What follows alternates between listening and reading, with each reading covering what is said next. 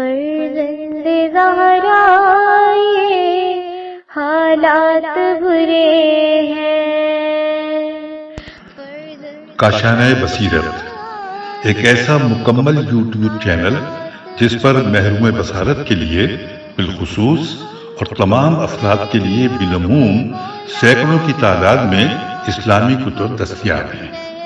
لہذا گزارش ہے کہ آپ اپنی ذمہ داری نبھاتے ہوئے کاشانہ بصیرت کو سبسکرائب کرنے کے ساتھ ساتھ بیل آئیکن کو پریس کیجئے تاکہ آپ علم کے حصول کے ساتھ ساتھ مذہب اہل بیت کی اشاعت میں بھی اہم کردار ادا کرتے رہیں.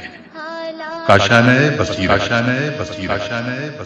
فرزند زہرا یہ حالات برے ہیں. کاشانہ بصیرت کے یوٹیوب چینل کے لیے جو تفسیر الکوثر جلد سوم میں پڑھ رہی ہوں، اس کا یہ پارٹ نمبر 25 ہے.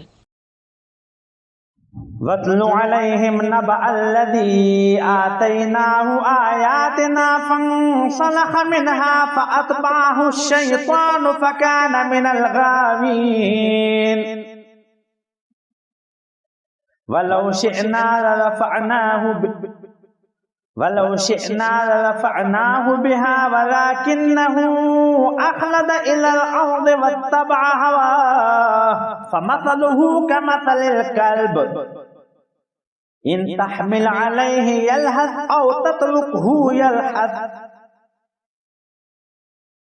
ذَلِكَ مَثَلُ الْقَوْمِ الَّذِينَ كَذَّبُوا بِآيَاتِنَا فَاقْصُصِ الْقَصَصَ لَعَلَّهُمْ يَتَفَكَّرُونَ.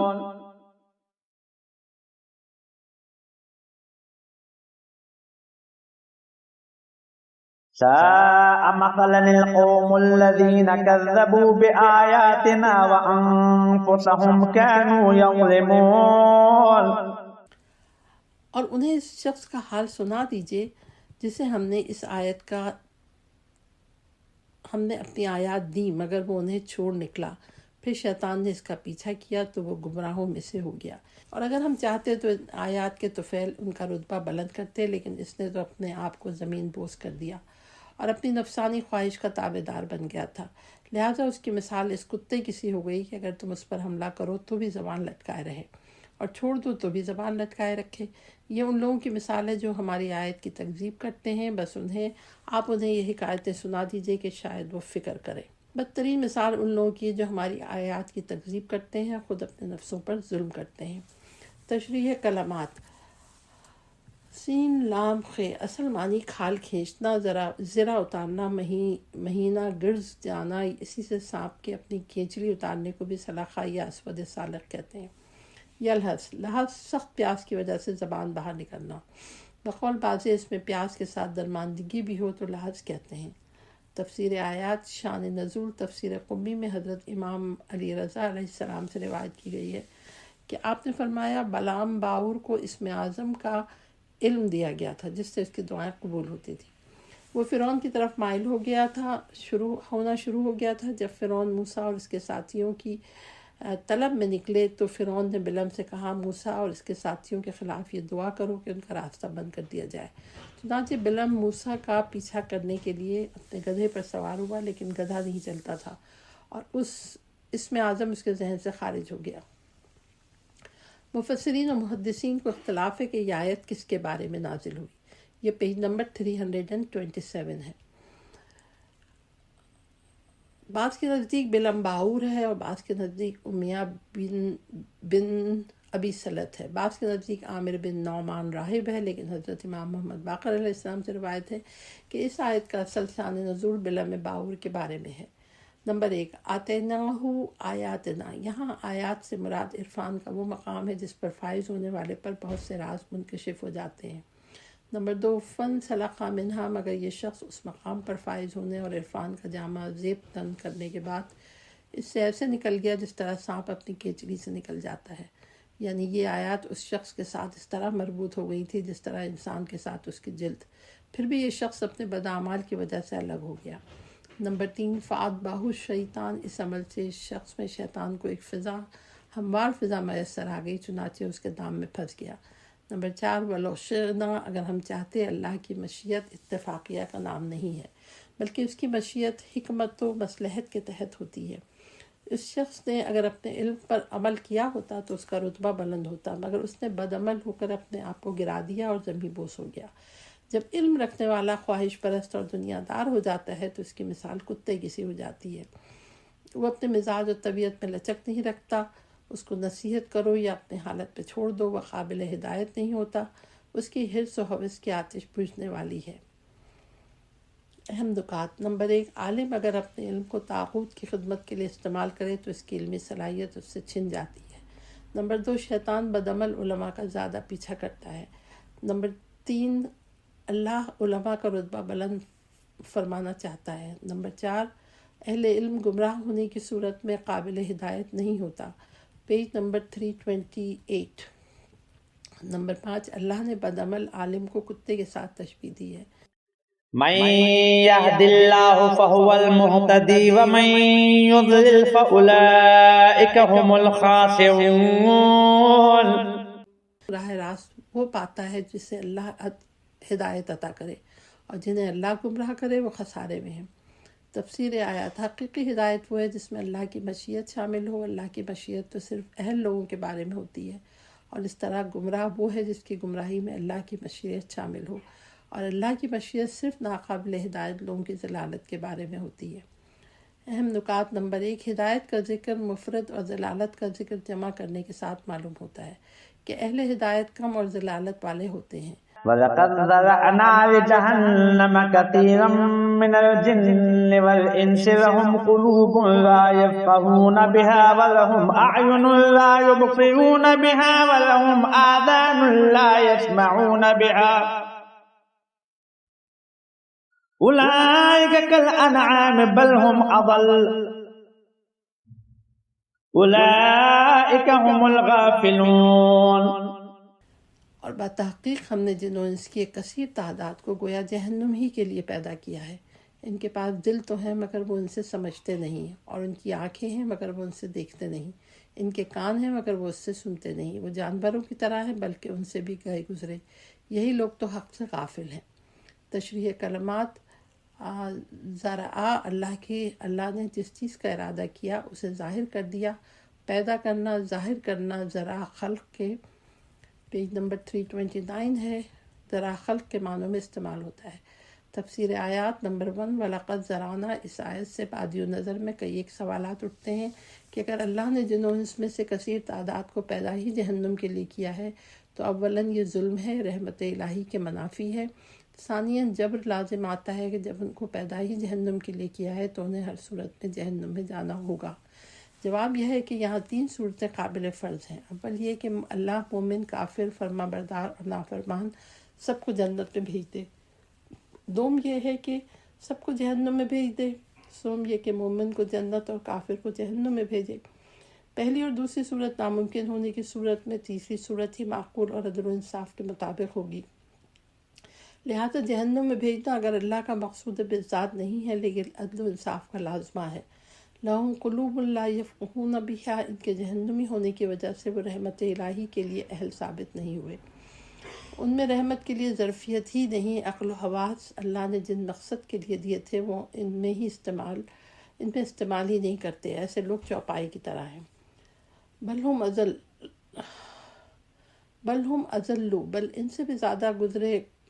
بلکہ ان سے بھی زیادہ گئے گزرے ہیں. چوپائے اپنے ذاتی تکامل و ارتقاء کے لیے پیدا نہیں ہوئے بلکہ ان کی غرض خلقت دوسری اشرف و اہم مخلوقات یعنی انسان کے لیے مسخر ہونا ہے. یہ لوگ ارتقائی منزل پر فائز ہوتے ہیں اور نہ دوسروں کے لیے مسخر ہوتے ہیں، اس لیے یہ لوگ جانوروں سے بھی گئے گزرے ہیں. اہم نکات. نمبر 1، اسلام انسانی عقل و حواس کے پاس ہے جو عقل و فطرت سے رجوع نہیں کرتا، وہ گمراہ ہے. لہم قلوب لا یفقہون بہا. نمبر 2، انسان جب اپنے مقصد حیات سے منحرف ہو جاتا ہے تو جانوروں سے بھی بدتر ثابت ہوتا ہے. بل ہم اضل.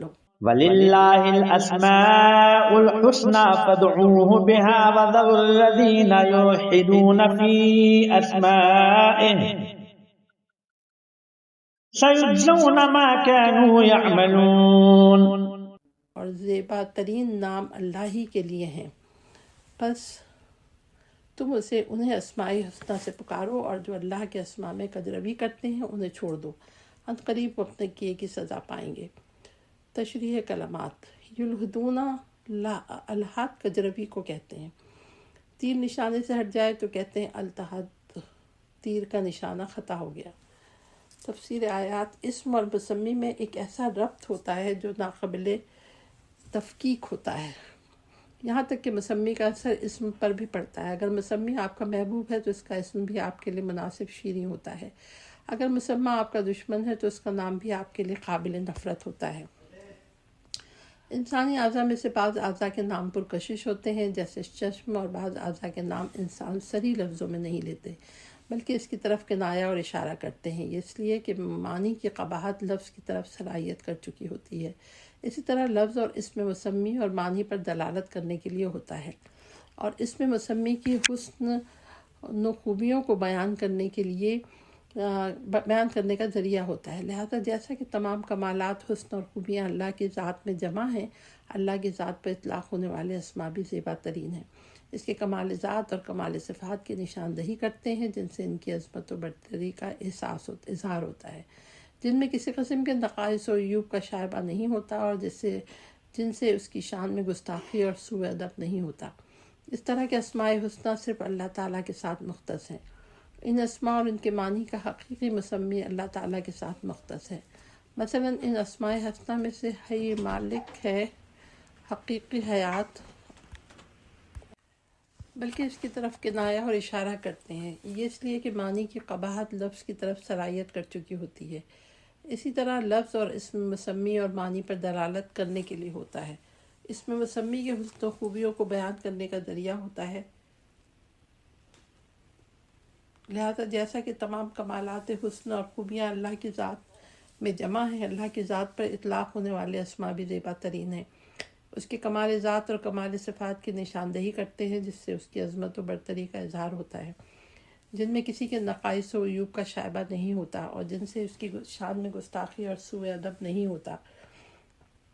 اسی طرح کے اسماء حسنہ صرف اللہ تعالیٰ کے ساتھ مختص ہیں۔ ان اسماء اور ان کے معنی کا حقیقی مسمی اللہ تعالیٰ کے ساتھ مختص ہے۔ مثلا ان اسماء حسنہ میں سے حی مالک ہے، حقیقی حیات اور حقیقی مالکیت صرف اللہ کی ذات کو حاصل ہے، دوسری حیات اور مالکیت اللہ کی طرف سے عطا کردہ عارضی چیز ہے۔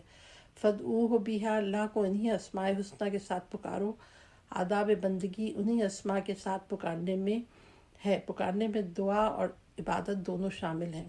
ایک فقہی مسئلہ یہ ہے کہ اللہ تعالیٰ کے اسماء توقیفی ہیں، یعنی اللہ کو صرف انہی اسماء کے ساتھ پکار سکتے ہیں جو روایت میں وارد ہیں اور شریعت کی طرف سے اجازت حاصل ہے۔ انسان خود اپنی طرف سے کوئی اسم جعل نہیں کر سکتا، کیونکہ معنی کے تصور کے بعد اس کے مطابق لفظ وضع کیا جاتا ہے اور بولا جاتا ہے۔ پیج نمبر 331 ہے کہ انسان کے لیے ان معنی قدسیہ کا تصور کما حق ہو ممکن نہیں ہے جو ذات باری کے لائق ہیں۔ اسماء الہی میں الحاد اور انحراف یہ ہے کہ اللہ کو ایسے ناموں سے پکارا جائے جو اس کے شایع نشان نہ ہو، جیسے مسیحی مذہب میں اللہ کو باپ پکارتے ہیں۔ شیعہ سنی مصادر میں اسماء حسنہ کی تعداد کے بارے میں متعدد روایات موجود ہیں۔ حضرت امام رضا علیہ السلام نے فرمایا، سے روایت ہے کہ آپ نے فرمایا، حضرت علی علیہ السلام فرماتے تھے، اللہ کے 99 اسماء ہیں، جو ان اسماء کے ساتھ دعا کرے گا اس کی دعا قبول ہوگی، جو ان اسماء کو شمار کرے وہ جنت میں داخل ہوگا۔ تقریباً اسی مضمون کی روایت مسلم اور بخاری نے بھی ابو ہریرہ سے نقل کی ہے۔ رسول اللہ نے فرمایا ہے، اللہ کے 99 اسماء ہیں، جو ان کو شمار کرے وہ جنت میں داخل ہوگا۔ وہ طاق ہے، طاقی کو پسند فرماتا ہے۔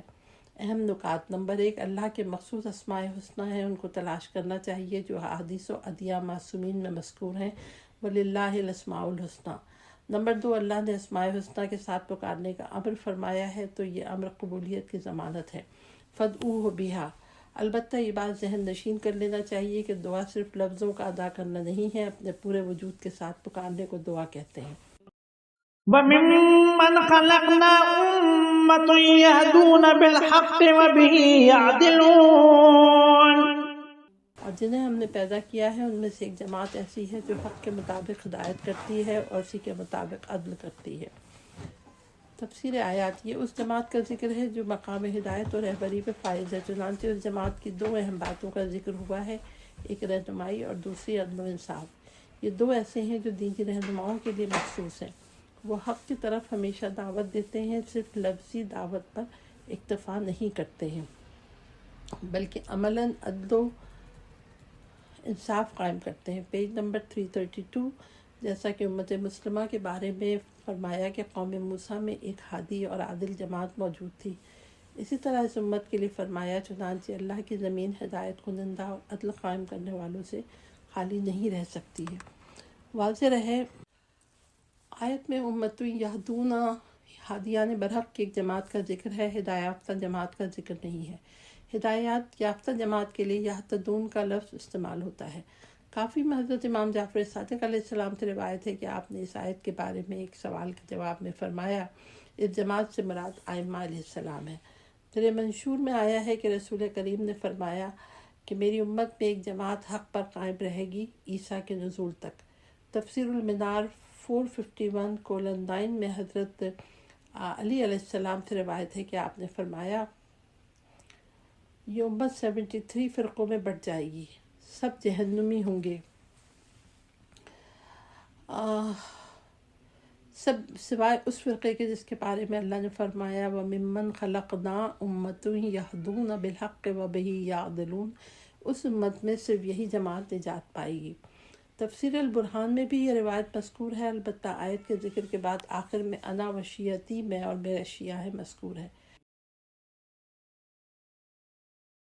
والذین کذبوا بآیاتنا سنستدرجهم من حیث لا يعلمون وأملی لهم إن کیدی متین۔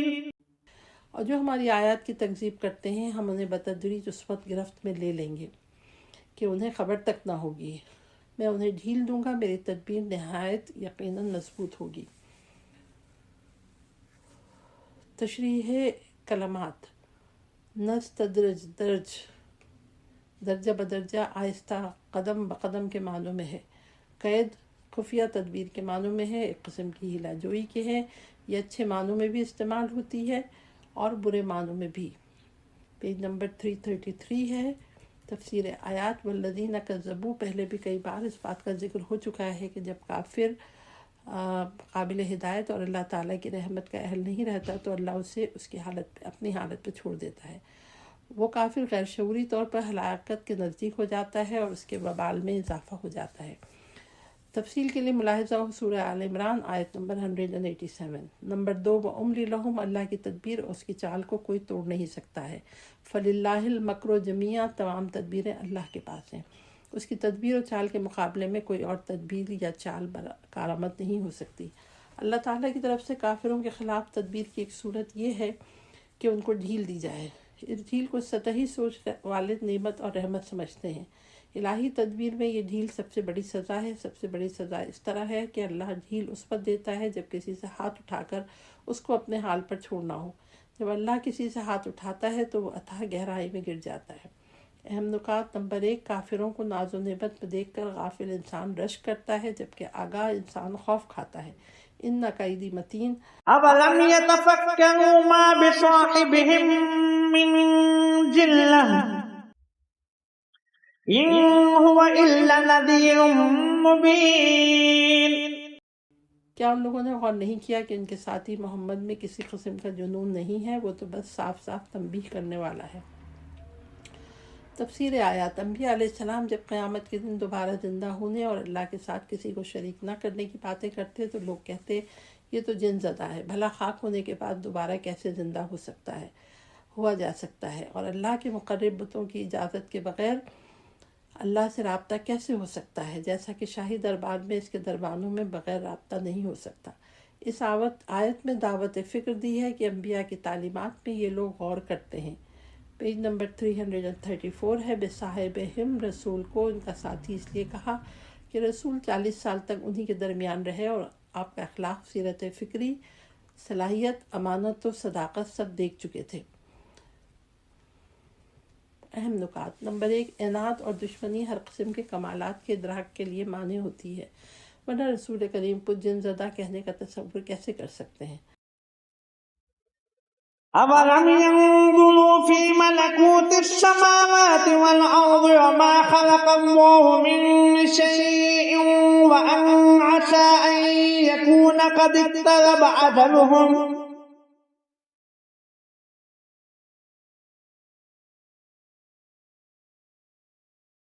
بِأَيِّ حَدِيثٍ بَعْدَهُ يُؤْمِنُونَ۔ کیا انہوں نے آسمان اور زمین کی سلطنت اور جو چیزیں اللہ نے پیدا کی ہیں ان میں غور نہیں کیا، اور یہ نہیں سوچا کہ شاید ان کی موت کا وقت نزدیک ہو رہا ہو؟ آخر اس قرآن کے بعد وہ کس بات پر ایمان لائیں گے؟ تشریح کلمات: ملکوت، المیزان کے مطابق ملکوت اشیاء کا باطنی چہرہ ہے جو اللہ سے مربوط ہے، اور اس باطنی چہرے کے مشاہدے کے بعد یقین کی منزل پر قائم ہونا اس کا لازمہ ہے، جیسے سورہ انعام کی آیت نمبر 75 سے ظاہر ہے۔ تفسیر آیات: نمبر 1، ملکوت السماوات والارض، یہ لوگ رسول اکرم کو تو مجنون کہتے ہیں لیکن خود عقل و فکر سے کام نہیں لیتے، ورنہ یہ لوگ اگر اللہ کی اس سلطنت میں اور حکومت میں غور کرتے جو آسمانوں اور زمینوں میں قائم ہے اور اس کی مخلوقات میں غور و فکر کرتے تو انہیں رسول کی تعلیمات کی حقانیت کا علم ہوتا کہ اللہ کے ساتھ کوئی شریک نہیں ہو سکتا ہے۔ کائنات پر حاکم نظام سلطنت قانون کی وحدت، خالق کی وحدت پر دلالت کرتی ہے۔ نمبر 2، وما خلق اللہ من شیء، آسمانوں اور زمین پر کس کی حکومت ہے، کس کا نظام نافذ ہے، کس کے یہ محتاج ہیں؟ کیا وہ اس بات کا مطالعہ نہیں کرتے کہ اللہ نے جن چیزوں کو پیدا کیا ہے ان پر کس کی بالادستی، سلطنت و بادشاہی ہے؟ نمبر 3، وَأَنْ عَسَىٰ أَن يَكُونَ قَدِ اقْتَرَبَ أَجَلُهُمْ، اور اس میں غور نہیں کرتے کہ ہو سکتا ہے کہ ان کی موت نزدیک آ گئی ہو۔ پیج نمبر 335 ہے۔ اور رسول اسلام کے فرامین مبنی برحق ہوں تو مرنے کے بعد کوئی چارہ باقی نہیں رہتا، لہذا عقل سلیم کا تقاضا یہ ہے کہ اس دعوت پر غور کرو۔ نمبر 4، فَبِأَيِّ حَدِيثٍ بَعْدَهُ يُؤْمِنُونَ، اگر قرآن جیسے معجزے پر تم ایمان نہیں لاتے تو کسی چیز پر بھی ایمان نہیں لاؤ گے۔ وہ دنیا کی ظاہری زندگی کے فریب میں بدمست ہیں، ورنہ یہ لوگ اگر اپنی موت کا تصور کرتے تو بھی ازرائے احتیاط رسول کی تعلیمات کو مسترد نہ کرتے۔ قرآن جیسے معجزے کو یہ نہیں مانتے تو وہ کون سی ایسی بات ہو سکتی ہے جس پر ایمان لائیں؟ اہم نکات: نمبر 1، آخرت پر یقین نہ بھی ہو، ازرائے احتیاط بھی اس پر ایمان لانا چاہیے۔ نمبر 2، فطرت، کائنات اور اللہ کا ملکوتی نظام خود رسالت مآب کی صداقت پر گواہ ہے۔ من يضلل الله فلا هادي له ويذرهم في طغيانهم يعمهون۔ جسے اللہ گمراہ کرے کوئی اس کی ہدایت کرنے والا نہیں، اور اللہ ایسے لوگوں کو ان کی اپنی سرکشی میں بھٹکتا ہوا چھوڑ دیتا ہے۔ تفسیر آیات: نمبر 1، من یضلل اللہ، اللہ کی طرف سے اضلال کیا چیز ہے؟ اس کا جواب خود اس آیت کے دوسرے جملے میں موجود ہے۔ نمبر 2، وَيَذَرُهُمْ، وہ یہ ہے کہ اللہ اس کو اپنی سرکشی کی حالت میں چھوڑ دیتا ہے، اس سے رحمت و ہدایت کا ہاتھ اٹھا لیتا ہے۔ جب اللہ نے اس کو اپنے حال پہ چھوڑا تو پھر ہدایت کا کوئی اور منبع نہیں ہے۔ اس سے واضح طور پر یہ بات سامنے آ گئی کہ اللہ کی طرف سے اضلال کا مطلب یہ نہیں کہ اللہ کے بندوں کو گمراہ ہونے پہ مجبور کرتا ہے۔ اہم نکات: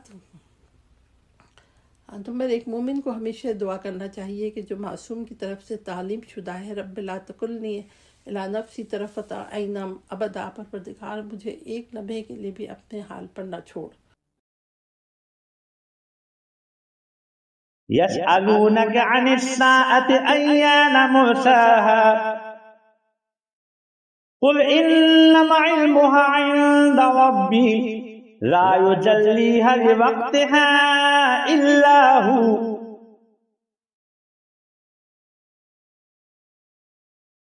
ثقلت في السماوات والأرض لا تأتيكم إلا بغتة يسألونك كأنك حفي عنها قل إنما علمها عند الله ولكن أكثر الناس لا يعلمون۔ یہ لوگ آپ سے سوال کرتے ہیں کہ قیامت باقی ہونے کا وقت کب ہے؟ کہہ دیجیے اس کا علم صرف میرے رب کے پاس ہے۔ قیامت کے وقت کو اللہ کے سوا کوئی ظاہر نہیں کر سکتا۔ قیامت کا واقع ہونا آسمانوں اور زمین کا بڑا بھاری حادثہ ہوگا جو ناگہاں تم پر آ جائے گا۔ یہ آپ سے اس طرح پوچھتے ہیں گویا آپ اس کی کھوج میں ہوں۔ کہہ دیجئے اس کا علم صرف اللہ کے پاس ہے، لیکن اکثر لوگ نہیں جانتے۔ تشریح کلمات: مرساہا کسی چیز کے کسی جگہ ٹھہرنے کو کہتے ہیں۔ مرسی لنگر انداز ہونے کی جگہ۔ حفیون کے معنی کسی چیز کے مانگنے میں اصرار کرنے یا کوئی حالت دریافت کرنے کے لیے بحث اور کاوش میں لگے رہنے کے ہیں۔ الساعہ زمانے کے ایک حصے کو کہتے ہیں۔ قیامت کے دن کو ساعت کہتے ہیں کیونکہ ایک عظیم حادثہ زمانے کے ایک مختصر وقت میں رونما ہوگا۔ تفسیر آیات: شان نزول تفسیر قمی میں آیا ہے کہ قریش نے عاص بن وائل، سہمی، نضر بن حارث اور عقبہ بن ابی معیط کو نجران بھیجا کہ وہ یہود کے علماء سے کچھ معلومات لے کر رسول اللہ سے سوال کرے۔ ان میں ایک سوال یہ تھا کہ قیامت کب برپا ہوگی۔ اس پر یہ آیت نازل ہوئی۔ نمبر 1، قل انما علمھا عند ربی۔ تمام انبیاء اور ادیان میں یہ بات ایک مسلمہ ہے کہ علم قیامت صرف اللہ کو ہے۔ اس علم میں کوئی نبی اور کوئی مقرب فرشتہ اللہ کے نزدیک نہیں ہے۔ چنانچہ انجیل متی 36:24 میں آیا ہے کہ اس دن اور اس گھڑی کی بات کوئی نہیں جانتا، نہ آسمان کے فرشتے نہ بیٹا، مگر پیج نمبر 337 ہے، مگر صرف باپ۔ نمبر 2، ثقلت فی السماوات والارض، یعنی قیامت کا واقعہ ایک سنگین واقعہ ہوگا۔ اس کی سنگینی کا اندازہ خود قرآن کریم کی مختلف آیات سے بھی ہوتا ہے، جیسے سورہ حج میں فرمایا یا ایھا الناس اتقوا ربکم ان زلزلۃ الساعۃ شیء عظیم یوم ترونھا تذہل کل مرضعۃ عما ارضعت وتضع کل ذات حمل حملھا وتری الناس سکارى وما هم بسکارى ولکن عذاب اللہ شدید۔ اے لوگوں اپنے پروردگار سے ڈرو، کیونکہ قیامت کا زلزلہ بڑی خوفناک چیز ہے۔ جس دن تم اسے دیکھو گے کہ ہر دودھ پلانے والی ماں اپنے شیرخوار کو بھول جائے گی اور تمام حاملہ عورتیں اپنا حمل گرا بیٹھیں گی۔ تم لوگوں کو نشے کی حالت میں دیکھو گے، حالانکہ وہ نشے میں نہ ہوں گے، بلکہ اللہ کا عذاب بڑا شدید ہوگا۔ نمبر 3، لا تأتیکم الا بغتۃ۔ قیامت کا واقعہ ایسا نہیں ہے کہ آنے کے قریب لوگوں کو اندازہ ہو جائے کہ بس آنے والی ہے، بلکہ یہ ایک ایسا حادثہ ہوگا جیسے آج کل زلزلوں میں پیش آتا ہے، یا آسمان سے بڑا دمدار ستارہ کرۂ ارض سے ٹکرائے گا تو ایک ہی لمحے میں زمین کا حلیہ بدل جائے گا، پہاڑ ریزہ ریزہ ہو جائیں گے۔ وبست الجبال بسا فکانت موہبا منبثا۔ نمبر 4، یسألونک کأنک حفی عنہا۔ لوگ سوال اس طرح کرتے ہیں گویا کہ آپ اس بات کے کھوج میں ہوں کہ قیامت کب برپا ہونے والی ہے، جبکہ کوئی شخص خواہ وہ نبی، مرسل یا مقرب فرشتہ اس بات کا کھوج نہیں لگا سکتا۔ نمبر 5، قل انما علمھا عند اللہ۔ یہ علم جو صرف اور صرف اللہ تعالیٰ کے پاس ہے۔ اہم نکات: نمبر 1، قیامت کا حادثہ آسمان اور زمین کے لیے بھی قابل تحمل نہ ہوگا۔ نمبر 2، قیامت کا برپا ہونا ایسا ہوگا کہ کسی تخمین میں یہ بات نہیں آ سکتی۔ قل لا أملك لنفسي نفعا ولا ضرا إلا ما شاء الله ولو كنت أعلم الغيب لاستكثرت من الخير وما مسني السوء إن أنا إلا نذير وبشير لقوم يؤمنون۔ کہہ دیجئے میں خود بھی اپنے نفع و نقصان کا مالک نہیں ہوں، مگر اللہ جو چاہتا ہے وہ ہوتا ہے۔ اگر میں غیب کی باتیں جانتا ہوتا تو بہت سے فائدے حاصل کر لیتا اور مجھے تکلیف بھی نہیں پہنچتی۔ میں تو بس ایمان والوں کو تنبیہ کرنے اور بشارت دینے والا ہوں۔ یہ پیج نمبر 338 ہے۔ تفسیر آیات: جس معاشرے کی طرف رسول مبعوث ہوئے تھے وہ مشرکانہ مزاج کا معاشرہ تھا، اس لیے لوگ دعویٰ نبوت سے یہ خیال کر رہے تھے کہ رسول بھی کار خدائی میں شریک ہونے کا دعویٰ کر رہے ہیں۔ چنانچہ گزشتہ انبیاء کے بارے میں ان کی امتوں نے یہی مشرکانہ نظریات قائم کیے تھے، اس لیے پیغمبر توحید پر یہ آیت نازل ہوئی، کہہ دیجئے میں خود بھی اپنے نفع و نقصان کا مالک نہیں ہوں، جو اللہ چاہتا ہے وہی ہوتا ہے، یعنی میں اللہ سے مستغنی نہیں ہوں، میرے اوپر اللہ کی مشیت حاکم ہے، اور جس مقدار کے نفع و نقصان کا اختیار رکھتا ہوں وہ بھی اللہ کی طرف سے ہے، از خود نہیں ہے۔ یہاں شاید یہ سوال پیدا ہو کہ اس آیت سے معلوم ہوا کہ رسول بھی باقی انسانوں کی طرح اپنے نفع و نقصان کا اختیار نہیں رکھتے اور مشیت الہی بھی تو سب پر حاکم ہے۔ جواب یہ ہے کہ نبی اور عام بشر میں فرق دار و مدار اس کی مشیت اور منشا الہی پر ہے۔ اللہ کا ارادہ اس کی منشا اور مشیت، اہلیت اور ظرفیت کے مطابق ہوتی ہے، اور تو جسے چاہتا ہے عزت دیتا ہے، جسے چاہے ذلیل کر دیتا ہے، اور اللہ اپنی بادشاہی جسے چاہے عنایت کرے، جس کے لیے ہم چاہتے ہیں درجات بلند کرتے ہیں۔ اللہ جسے چاہتا ہے اپنا برگزیدہ بنا لیتا ہے۔ درست ہے اللہ کی مشیت و ارادہ سب پر حاکم ہے، مگر دیکھنا یہ ہے کہ اللہ کی یہی مشیت و ارادہ رسول اللہ کو قاب قوسین تک لے جاتا ہے اور ابو لہب کو جہنم کے اسفل سافلین تک۔ رسول اکرم امت توحید کو یہ بتانا چاہتے ہیں کہ اس کائنات پر خدائے واحد کی مشیت کار فرما ہے، باقی سب اس کی مشیت کے ذیل میں آتے ہیں۔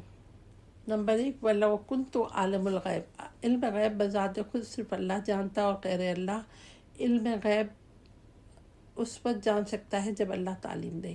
اس آیت میں بذات خود علم غیب کی نفی ہے، مطلق علم غیب کی نفی نہیں ہے، جیسا کہ دیگر آیات میں یہ بات واضح ہے کہ وہ غیب کا جاننے والا ہے اور اپنا غیب کسی پر ظاہر نہیں کرتا سوائے اس رسول کے جسے اس نے برگزیدہ کیا ہو۔ نمبر 2، اگر میں غیب جانتا تو کثرت سے الخیر حاصل کر لیتا۔ اس جگہ الخیر سے مراد ہے، یعنی بعض کہتے ہیں الخیر سے مراد اعمال صالح ہیں، بعض کے نزدیک الخیر سے مراد دولت و مال ہے۔ یہ دونوں یقیناً مراد نہیں ہو سکتے، چونکہ نہ رسول کے اعمال صالح میں لا علمی کی وجہ سے کوئی کمی آ رہی تھی، نہ ہی مال و دولت کے آپ خواہش مند تھے کہ لا علمی کی وجہ سے حاصل نہ کر سکے ہوں۔ جہاں تک میں سمجھ سکا ہوں، اگلا جملہ وما مسنی السوء قرینہ بن سکتا ہے کہ الخیر سے مراد وہ بات ہے جو سوء کے مقابلے میں ہے، یعنی اگر میں غیب کی ہر بات براہ راست جانتا ہوتا تو زندگی کی ہر بھلائی سے بہرہ ہوتا اور کسی قسم کی تکلیف اور اذیت اٹھانے کی نوبت نہ آتی، جبکہ میں زندگی میں اذیت اٹھاتا ہوں۔ کسی نبی کو اتنی اذیت نہیں دی گئی جتنی مجھے دی گئی ہے، اور دوسروں کے ساتھ تکلیف اٹھاتا ہوں، بھوک اور پیاس سے دوچار ہوتا ہوں۔ حضرت علی علیہ السلام کے بارے میں فرمایا، رسول اس دنیا نے فرمایا حضرت علی علیہ السلام نے رسول صلی اللہ علیہ وسلم کے بارے میں فرمایا، رسول اس دنیا سے بحالت گرسنگی کوچ کر گئے۔ اہم نکات: نمبر 1، کائنات میں طاقت کا سرچشمہ صرف ذات الہی ہے۔ نمبر 2، علم سرچشمہ خیر ہوتا ہے۔